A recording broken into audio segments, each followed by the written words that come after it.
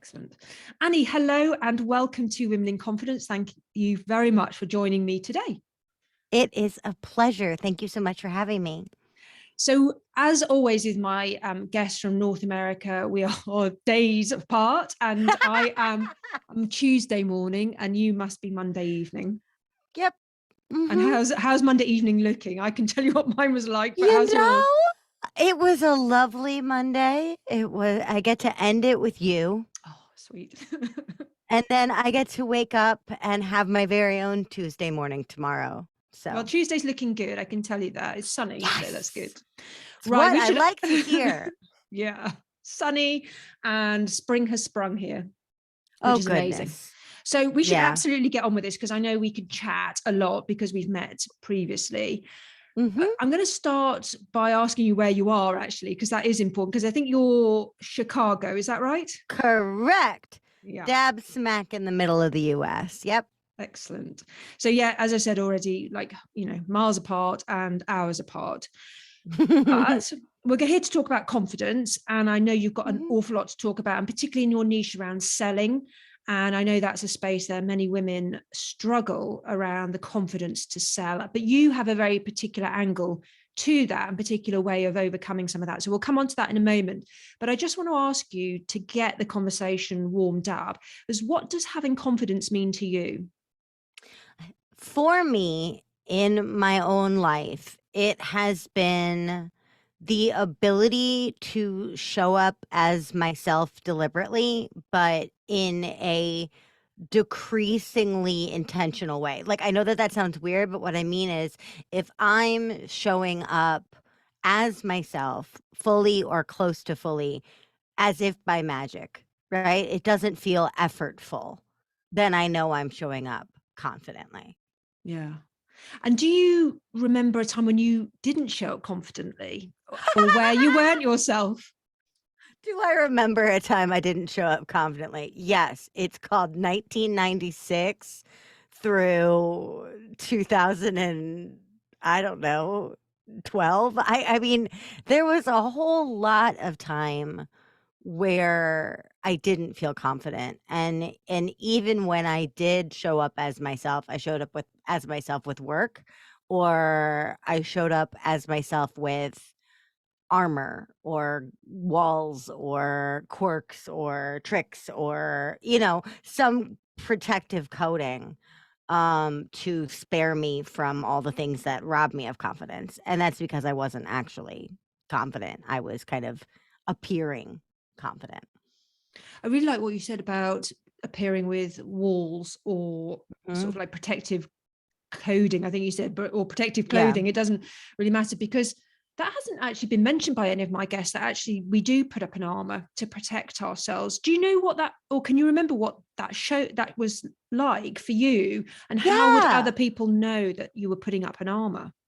Well, what's really interesting is that because we can develop and evolve some things that were formed kind of maladaptively necessarily as a kid, or when I was just doing my best to, survive as a kid in the world, and figure out who the heck I am.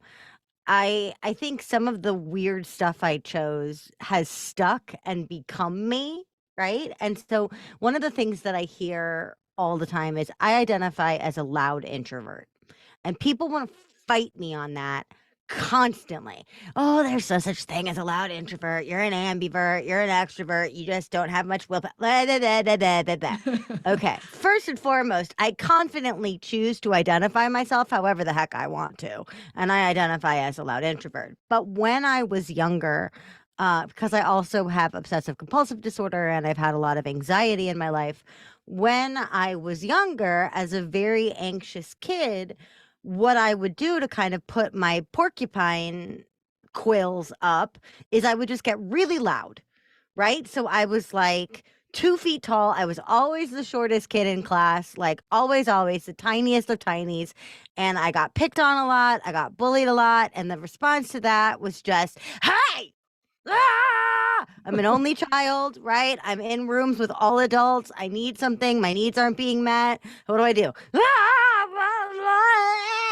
Right? And so over time, I realized that volume and attention and presence were kind of synonymous in my brain, right? Like if you want attention, if you want focus, if you want to get something done, you have to get loud.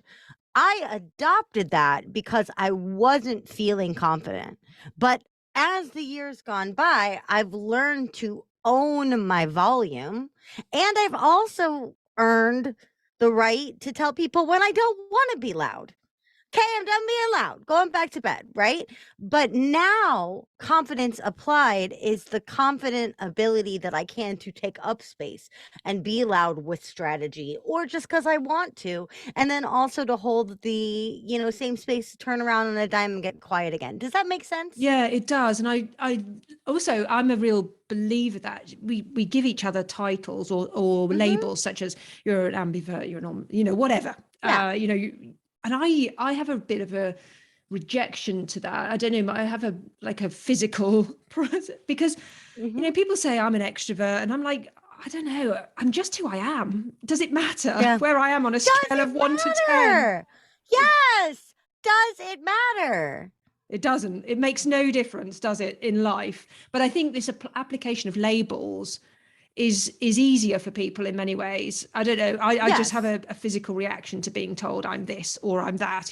Right. Let me apply my own labels and let's be, done with it all.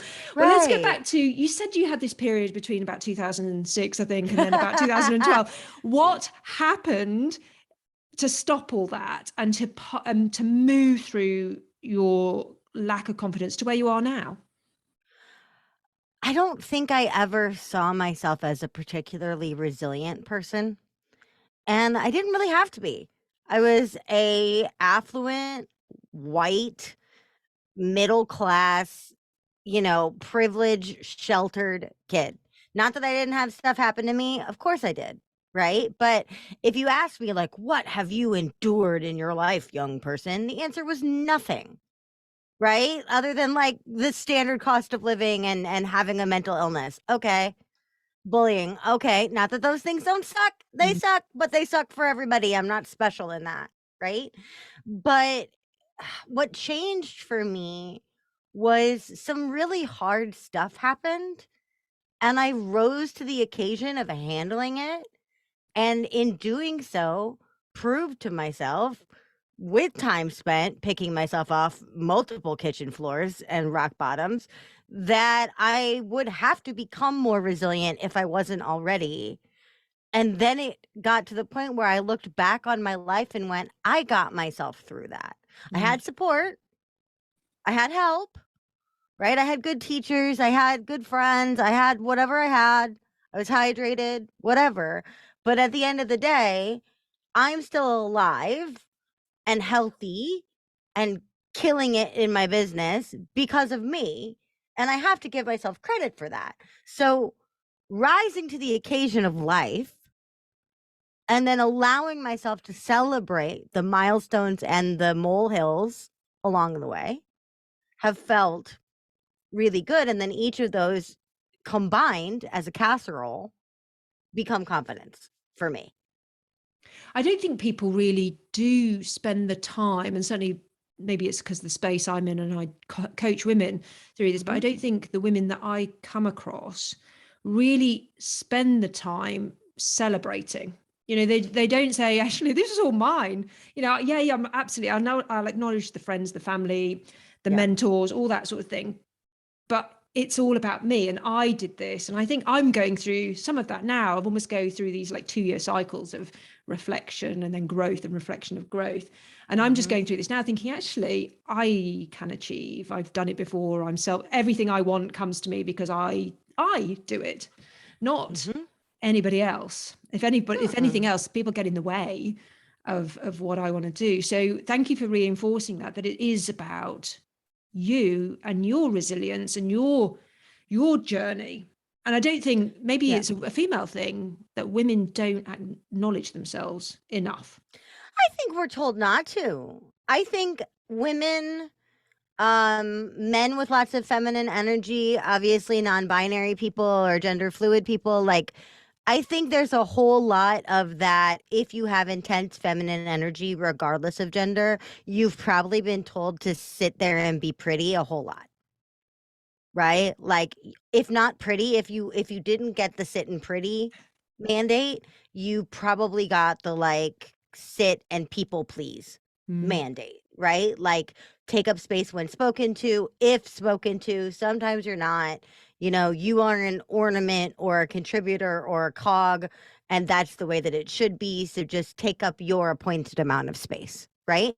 And that's from me as a white woman. I've heard horror stories about how understandably amplified this is for people of color, especially women of color, right? Like, literally conditioned from birth to move out of the way on sidewalks. That's what we're talking about when we're talking about not taking up space, right? And to go from that mentality into self-employment, to go from that mentality into constant exposure by putting yourself out there on the internet, whether you're a thought leader or even in a corporate environment. If you're climbing a ladder, you're exposing yourself. Really, you're saying, look, I am upwardly moving. That makes you a target in some environments, but it also makes you resilient in those targets. And by the time you keep climbing every rung, you get more of that, look at me, I'm doing it anyway energy, right? And that's why it's so important to celebrate every single rung on that ladder, because you're totally right. I start all of my non-sleazy sales academy group calls, all of them. We do 3 calls a week. I start every single one with celebrations. My clients hate this. Hate it. They act they're either with me for 3 months or a year. 3 calls a week. Okay. I've been doing this since the dawn of time. I do this at the open house. It is not surprising. They come in and I go, what are you celebrating today? Very first question I ask everybody, and they go, I knew you were going to ask me that. And I said, okay. Same time, I'm like, okay, cool. Nice pity party you just threw for yourself. What are you celebrating today? I'm just going to keep asking you until you come up with something, because believe me, if I started that call going, what's hard in your business this week, you would have a list taller than me.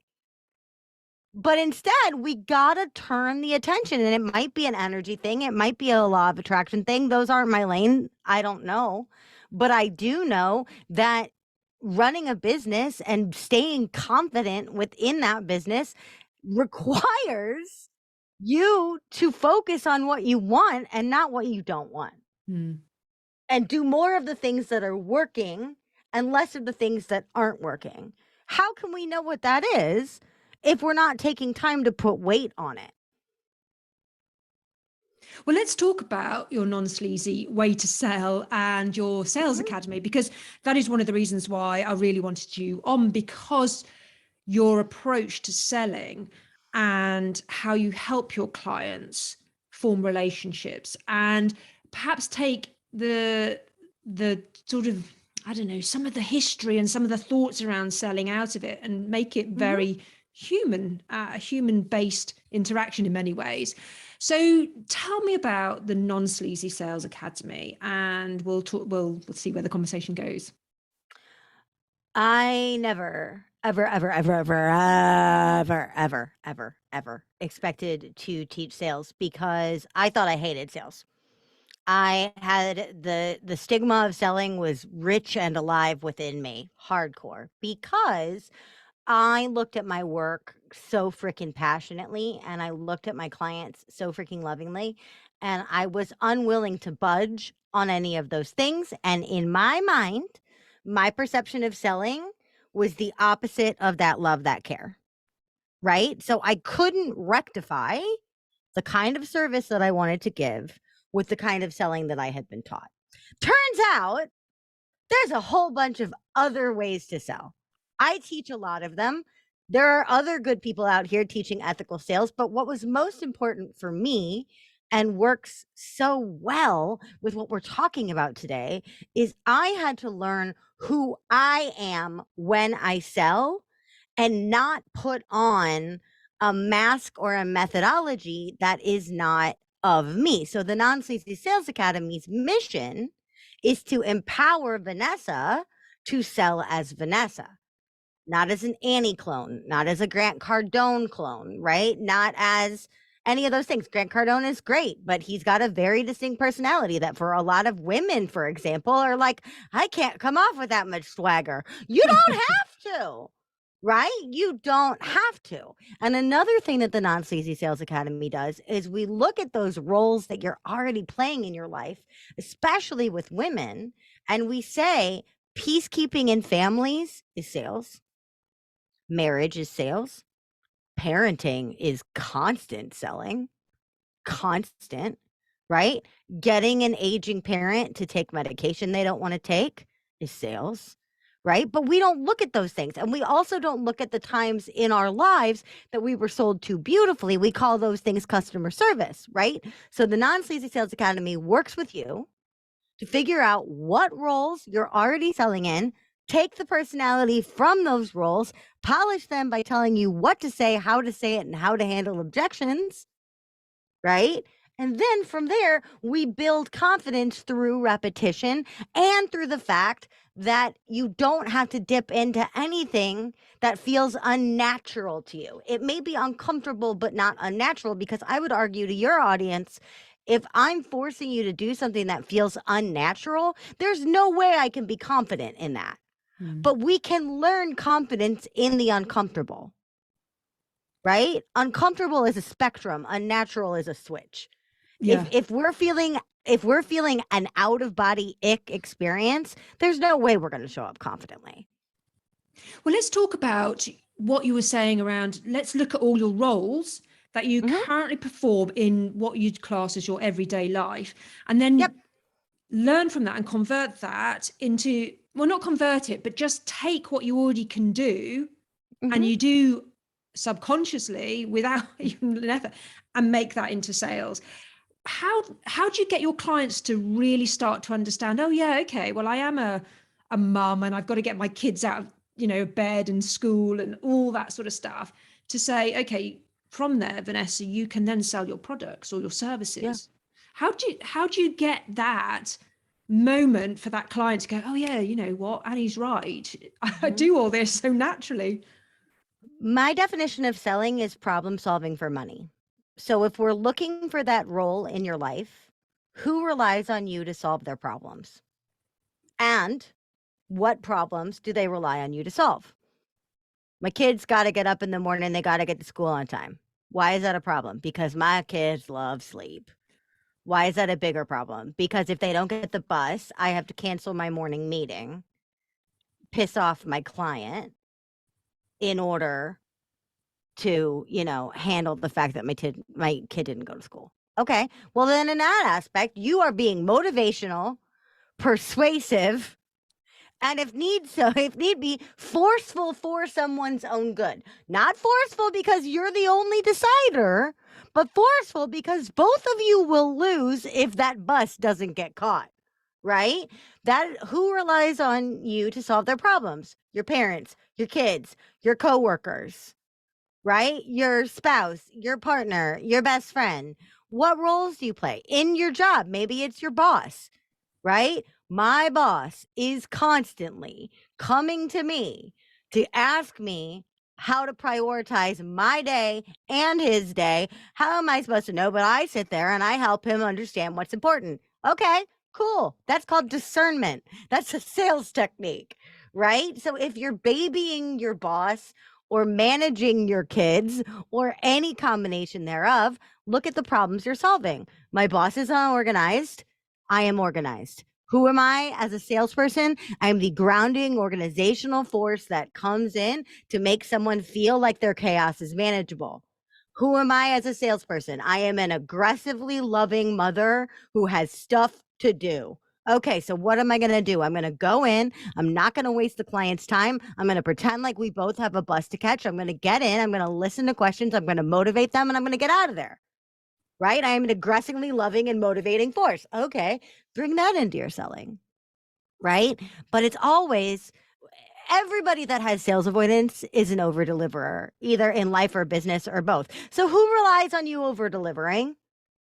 And when those relationships are positive and healthy and not toxic and demanding, Because we don't want to reiterate, okay, well, my husband is a real jerk, and this is a fictional example. My husband is a hobbit and he's lovely. Okay, fictional example. But like, my husband is a jerk, and so I have to do everything to calm him down. So I'm constantly peacekeeping. Okay, so I guess my sales strategy is I'm a peacekeeper. No, that's in time of war. We need to know where you are in time of success and rest, right? But you solve a million problems every day. How? So for me, selling what comes up for me, and I've spoken to a number of people around selling and how their approach is because ultimately there's some money involved in it, and there's a cost and a fee, and we're going to have to talk dollars or pounds or whatever currency people are listening operate in. What puts people off having that conversation about money? My fees are X, this is what I'm going to charge you, this is my package price. So they've got all the conversations and the relationships, and they might even enjoy that part of it because it's just a natural part of who they are. What stops people going, okay, this is my price and this is what I want for my services or my products?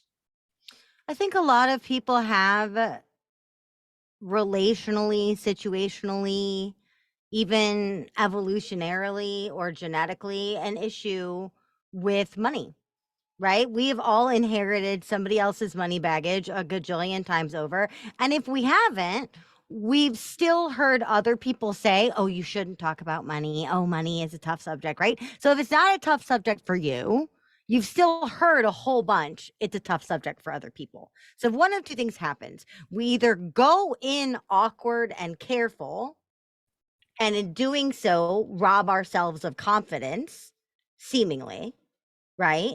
Or we project our money stuff onto the prospect in order to try to bond together by making ourselves feel awkward about the money so that they don't. It's really weird, and it sounds ridiculous to hear it play out, but I've heard it so many times, right? And it's because money has emotion and neural pathways, and in a lot of cases, trauma attached. And so what happens in the brain when you bring up pricing in some people, or when you bring up math in some people, or dollars in some people, is the brain gets a little agitated.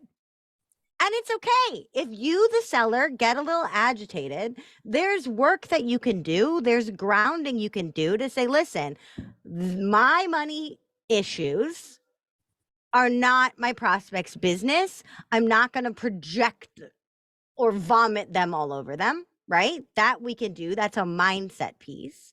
But also on the strategy side of things, if you know that talking about money can be triggering for people, then that's why you spend a whole call up into that point, or a whole sales page up into that point, handling their objections, making them feel seen, safe, and supported, and earning the right to talk about money, right? Because anything can be triggering. If I sneezed right now, the noise of it could be triggering for someone. I don't say that to be dismissive, but I would hope that because we've been talking for a half hour, if I sneeze right now, the listener would forgive me. Similarly, if I've been listening to you for 45 minutes, I've been asking you questions, I've been guiding you along a process, I've been helping you see or get results in those quick wins. And I've really truly been listening, because selling is truly the art of listening. If I've really truly been listening and encouraging and educating and helping throughout this call, and then I decide you and I are a fit, what I'm going to say is, I believe we are a fit. And here's why: because you said boobity boo, boobity boo, and boobity boo. Right? I'm feeding you back to you so that you understand I've been listening. There already, your nervous system is going, I am heard. I am safe. This is scary. This is uncomfortable. This is not unnatural. And I have someone I can trust here. When you get them into that state through non-sleazy selling, It's the exact opposite of someone who wants them to be in that riled up, frizzed out state so that they just go, sure, okay, fine, here, have my money. What if we could do the exact opposite? We can, we do every day, right? Let's calm them down into rationally making the decision that is right for them. Let's calm them down so they can decide confidently. You just reminded me of a situation where I was at the vet's last week with my dog, and she was talking at me, I don't know, worming and God knows, I don't even know. And I just said to her, I actually don't know what you want me to say because my stress levels were massive. I'm like, does she want me to, I mean, this is so silly, but like the worming and the flea and the tick. And I was like, my mind was totally blown, and I was only at the vet. I'm like, okay, I'll buy the $90 worming thing because I just want you to shut up. It's Exactly, right? And so here's the thing. You being at the vet and dealing with a sick fur baby is a stressful situation. Yeah. Most of us, as problem solvers, deal with stressful situations. If someone's coming to you for confidence coaching, it means they're in a lot of pain. Right? We're not saying don't talk about the pain. We're not saying that vet tech should have been like, la, la, la, the baby is fine. Everything's okay. Give me $99. Like, we're not saying that either.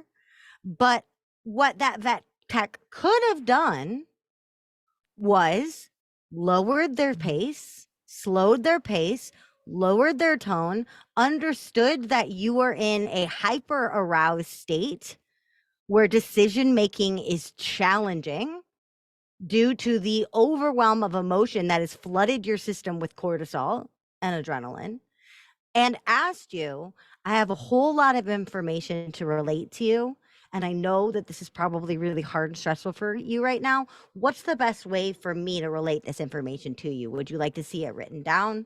I could print you out a receipt. Do you want to do it one at a time? How can we get this across right now? That's what we have the opportunity to do in selling all the time. It's not about saying, oh, don't even mention deworming. That's going to stress her out. It's like, look, we got to talk about deworming. It's stressful and it's expensive. But I'm here with you and we're going to get through this together. So I'm just going to dump these things at you. And then if I start to stress you out even more, I want you to throw your hands up and say, stop talking, Annie. And I won't get offended. We'll just take a deep breath and we'll start again slower. I do this on sales calls all the time. It's not easy to tell a total stranger that your business is struggling. Not everybody that comes to me is in dire straits, but some people are. And especially if they're terrified that whatever amount of money I tell them at the end of the thing is going to be something they can't afford, which is also why I put my prices on my website. But that's a different rant for a different day, right? But we can deal with the fact that money conversations do rob people of confidence just by being aware, open, and compassionate in that aspect, and sharing our confidence with the prospect in that moment, right? I know that this is challenging, but here's why I think it's the right idea for you. Double down, right? I know that it's totally expensive and not what you were expecting today. I know that you didn't also expect that the dog would have fleas. Here are some ways that we can break this down, make that work, right? It's a call for connection. It's a call for confidence sharing. I want to talk about something you raised a while ago around, you talked about like a sales page, for example. So, you know, there's very much the face-to-face selling, or it's mostly Zoom now or Teams or whatever, because we're not allowed near each other. And that is the sort of traditional view of selling. But you're so right. There's the online sales page and the sales funnel where you might never actually meet that person face to face. It will just be an interaction online, and that is, you know, something that's huge as a business now. How could, I mean, do you help people with that, to say this is this might be a sales funnel, but it's still a sales technique? Do you help people with that? There's still someone reading it. There's still someone consuming it, right? And so you can still employ relationship building principles because you're still building a relationship. It's just more like having a pen pal than having a date. Right? You got to nurture it a little bit differently. So in sales correspondence, Match the formality of who you're talking to, right? So you and I have had a pre-chat. I got on today and I didn't try to go, oh, so nice to see you again, Vanessa, right? Because you know me and you know what to expect from me. So I came into this like, hey girl, what's up? Because that's me, right? Because that's me. Now, if I were pitching to, some huge bank, I probably wouldn't lead in with like, what up, my people at Chase Bank? Like, I'm not going to do that. Right. But if I've also just had a very vulnerable conversation with someone where they told me the state of their business, I'm not going to turn around and write them a note that's like, dear, dear Ms. Murphy, comma, thank you again for your time today. I found it very enlightening. You'd be like, who the heck is this? Right. So one thing we can do right away in our written correspondence is use the formality of the relationship. And if you don't know, go in neutral, then match the formality you get back, right? That right there is going to build warmth where you can build warmth. And there's no need, if you're self-employed, to send stuffy transactional emails if you could add a little flavor to them, if it's appropriate for your work. Right. But especially if you're dealing with a high pain point situation, that's going to get that warmth going. Now, on a sales page, the person at the top of the sales page needs to be a different person at the bottom of the sales page, because at the top of the page, they haven't bought anything. And at the bottom of the page, they are deciding to click buy. How do we get, or equally valuable, at the bottom of the page, they're saying, get me the heck out of here. Also relevant, right? They're self-selecting out. Now, how do we do that? In order for people to make decisions, they have to have their questions answered. They have to feel like they've been heard, which is also a form of having their questions answered. But beyond that, they need to feel seen, right? And they need to have their details needs met. So, they're probably going to need to know, if you're buying an online course, how many modules are in it? How many times does the class meet? Right? If you're buying a cupcake, does it have gluten in it? I kind of need to know these things, right? But on the emotional side too, I'm going to need to feel motivated. I'm going to need to feel supported, and I'm going to need to feel like the risk aversion that naturally rises up when we go to change things, and especially pay for change, that risk averse feeling has to take a back seat to the confidence that this is the right choice for them. Now, how do we do that? FAQs. Y'all, if your sales page does not have an FAQ on it, please put one. Please put one. And don't just answer the question in a boring way. This is another really great place where you can show understanding of the people you're talking to, right? FAQ. How often do we meet? Okay, that's one way to pose the question. But if you specialize in working with busy, frantic moms, right? Like, I have 2 minutes before Junior pukes on me again. Remind me, what time are classes? We understand that you're super busy. All of our classes are drop-in between this hour and this hour, plus everything's recorded so you can take it on the go.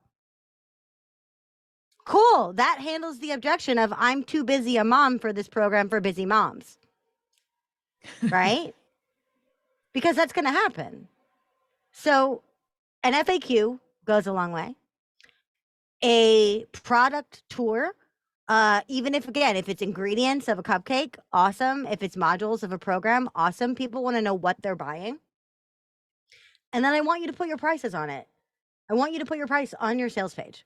And why? Because if we don't see prices on something, it robs us of confidence.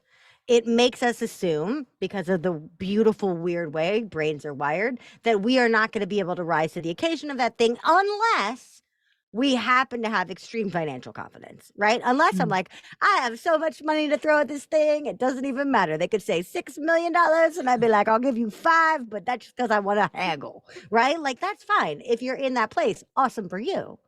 But if you go to a restaurant and you're trying to impress a prospect and you go and you look at your bank account and it's not even close to what you thought it was, and then they hand you a menu with no prices on it, you're going to start panicking that you can't even afford a side salad, plus you have a prospect to help, right? If they at least said the side salad $17, you can go, dang, $17 for a side salad.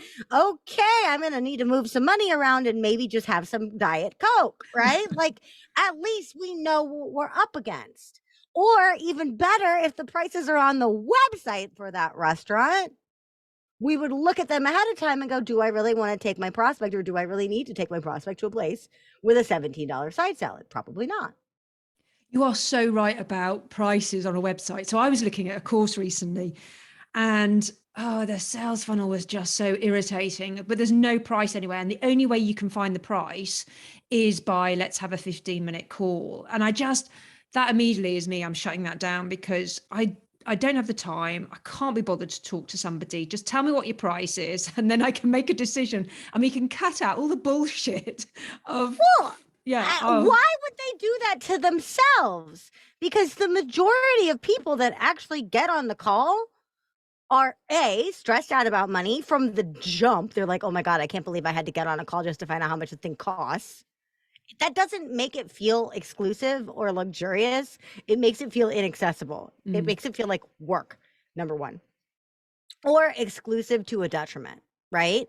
But additionally, then the person working that call has to spend the whole time telling them how much it costs and getting around financial objections, where some of those people may not be qualified leads at all. And now they're hogging your calendar. Whereas if you just say engagements begin at 1,250 pounds, then I either know, okay, I really only wanted to spend 1,000 pounds. So maybe I'll get on and see why they think it's worth the 250, or if that's negotiable. Or I go, oh, wow, that is not at all what I was expecting to spend. One of two things. Either I thought it was going to be a hell of a lot more. Heck yeah, I'm getting on that phone call. Or that's a lot more than I was expecting. I'm not going to book the call right now, but I do really believe that this is interesting. So I'm going to follow them on all their social, absorb all of their free content, and save up so that eventually, hopefully, I can hire this person. Which is why in services, a whole lot of us have buy cycles that are like a year long, because we state our prices so people know to save up. Clearly, I'm very passionately passionate about prices. And that is why I really want you on, because to talk about this stuff, and let's be honest about it. Let's cut out all the BS. And you've given some amazing tips there around even just on your website, and also just telling people what you're charging. Like, what is the big secret here, folks? Tell me how much it costs. Same thing with fine print. I see fine print, I assume I'm being lied to. Yeah. If I see a price and then under the price there's like little itty bitty italics, I'm like, somewhere in that little bitty italics is a reason for me not to buy this thing. I'm not saying don't put your disclaimers. I'm not saying don't put your code of conduct. I'm saying if you say violators of the code of conduct will be terminated immediately, then don't put that in the fine print. If it's that important to you, if your intellectual property or whatever you're defending, the responsible nature of your community or whatever you're defending, is that important to you that someone could be removed from your program, then I think that's a bragging point. Right? I fiercely mama bear protect this community, and violations of the code of conduct will not be tolerated. Cool. Awesome. It's $39 for the first month, and then you enroll at $89. Okay. Say you enroll at $89 with the same font right next to first month $39, next month $89. Awesome. Because then I'm not going to spend the next month of my life dealing with people that are real pissed that they spent $50 they weren't expecting. Because I told them up front it goes up to $89 in a month. You raised a good point about even just increasing prices. So, people start maybe with a business and let's just say $1,000 an hour. Let's just say totally random. But then they realize, they're actually in demand. They deliver a lot of value, whatever the reasons. They're like, know what? I'm going to charge $1,500 because that is what I'm worth. Good for you. I mean, good. Yeah, absolutely. And it's easy, I guess, for me to talk about that in this conversation, but to do it can cause a whole, again, bodily reactions, blockages, all that sort of thing. So how do you advise people who do want to increase their prices because it's what their value is? You do not need to announce rate increases to anyone other than affected current clients and your referral partners.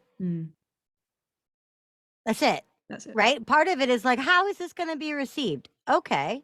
Well, how is it going to be received by whom? Because the majority of people you're afraid of how they're going to receive it don't know what your old prices were.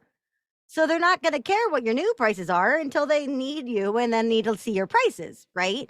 I think sometimes we have this idea because we all show up so visibly and try to be so consistent. We have this idea that every single person that's ever followed us from the advent of our email list has like charted at 1 p.m.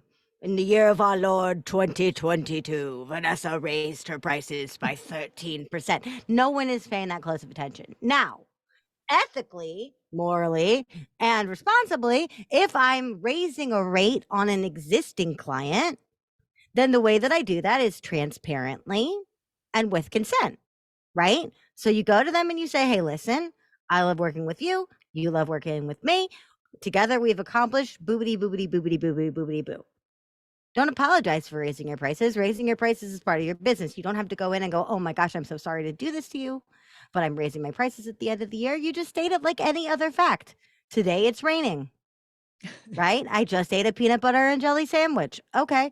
At the end of August, well, okay. At point of recording, it's August 22nd. So I would give them a little bit more space, right? So like, September 15th, give them a good 3 weeks or a month if you're on monthly recurring. I'm raising my rate by about 10%. People can accept about a 10%. That's a cost of living increase, right? Now, if it's more than that, because you're adding value, then you just explain the value you're adding. I'm so excited that now, because of all of the things, I can include this whole new additional program. And that's part of the reason why I'm going from this price to 20, 30% more, right? 10% annual increase, raise increase, inflation hike, whatever it is. You don't have to apologize for it. You also don't have to explain it, but you can just go to them honestly, transparently, and say, hey, this is my rate. How does that land on you? And if they go, I love working with you, but I've been thinking about graduating and that rate is really not good for me. So I think I'm going to take a pause. Okay, that's the worst thing you're going to hear. The worst, right? The best thing you're going to hear is, okay, fine, you're worth it and I have it. So let's do it. The majority of the time, what you're going to hear is a very honest, okay, I'll make that work. And then they do. And then you exceed their expectations. And then they, air quotes, forgive you for raising your prices, right? But everybody raises their prices. The Dollar Tree, a very famous dollar store here in the US, now everything's $1.25. Dollar is in their name. Yeah. But prices go up. Right? I feel bad for anybody that's called 99 cents or less, but Dollar Tree, they're like, yeah, it's still sort of a dollar. It's in the ballpark. Yeah. Right. And so that's the other thing is, and the other thing is your referral partners, and most of your referral partners, be it returning clients or peers, are going to probably say, I told you you were undercharging. Thank goodness you finally did this. The first time I raised my rates, I was terrified, scared out of my brainstem. And I told 2 people, a brand new client, and just fell out of my mouth. And they were like, okay, just like the previous price point. And I went, did I really just say that number? And they went, yeah, okay, here you go. Yeah. Or what happened to me with my existing client is they went, oh my God, thank you. I was feeling kind of embarrassed about how little I was paying you. It's not a bit, yeah. I was hiding from them, scared to raise my price on them. Remember, people that under-deliver do not stress about raising their prices. Only people that care, only people that over-deliver stress about raising their prices. So you know your client's going to be fine because you're going to take amazing care of them. So in the majority of the time, they're either going to go, dang, that doesn't work. We're too far apart. I guess I got to graduate. Or they're going to go, dang, that's tough, but you're worth every dime. Or they're going to go, okay, great. Good for you. Business must be good. I knew you'd be in demand soon. We don't know unless we ask, right? But everybody else's pricing opinion is an opinion. Absolutely. If they're not bringing money into your business, you don't need their opinion on your pricing. I love and you that don't confidence. need to announce it to everybody else. Right. I mean, I'm not going to tell my mailing list I'm raising my prices. I'm not. They don't need to know. If they wanted to know my prices or were interested in my prices, they'd be further down my funnel. Right? They'd be closer to that price point. And then I'd be like, the price point I quoted them is no longer correct. Now they're an affected prospect. But if they're not an affected prospect or an affected re-enrolling client, then they're a lead, and leads don't need to know the prices. But if you raise your prices, remember to go to your website where your prices are and update the pricing on your website, please. So one thing I've definitely taken away is FAQs. They're absolutely essential on your website, but also let's just be honest about our pricing. Let's just get them out there. Let's not hide. Let's not create anything that's sort of subterfuge, or, you have to, I don't know, climb mountains just to find out the price of something. So, listeners, take what Annie has said and make sure you're really open about your prices, because it just creates honesty, trust, a better relationship, and people will self-select. They'll either How do you select show up confidently if you hide? Yeah. Crazy. You can't. And how can, if you're not showing up confidently, the buyer can't show up confidently. So, solution, heal your relationship with your math, raise your prices to what you feel like you're worth, do some competitive advantages so you can back that up, and then just state it plainly so that at least you look confident while you're learning to be confident. So, Annie, we haven't even spoken about the fact that you're an author, you're a speaker, and a fellow podcaster, which is lovely. Yeah. I don't know how we're going to make this work, because we've probably got about 5 minutes. So I'm also going to say, right, well, let's book version 2, but let's just talk about your podcast, because I'm so curious about other people's podcasts. And it's called Too Legitimate to Quit. Is that correct? Correct. How did that name come about? Because I'm really curious. I didn't want MC Hammer to sue me. That's how that name came about. I really, really, really wanted to use a derivative of Too Legit to Quit. And I was like, yeah. And then I looked around and I was like, are there podcasts called this? It was like, yeah, okay, there's a couple, or like sort of near it or whatever. There's like a Too Legit show. There's a Tool Legit show, which is like for tools. I'm like, okay, cool. But then I wanted something clear, and then I was like, but I want it to be like legitimate. And as most of my titles, I was looking way too challengingly at something that was obvious. I was like, I want businesses to feel legitimate. I want them to feel too legitimate to quit. What am I going to call this thing? Oh.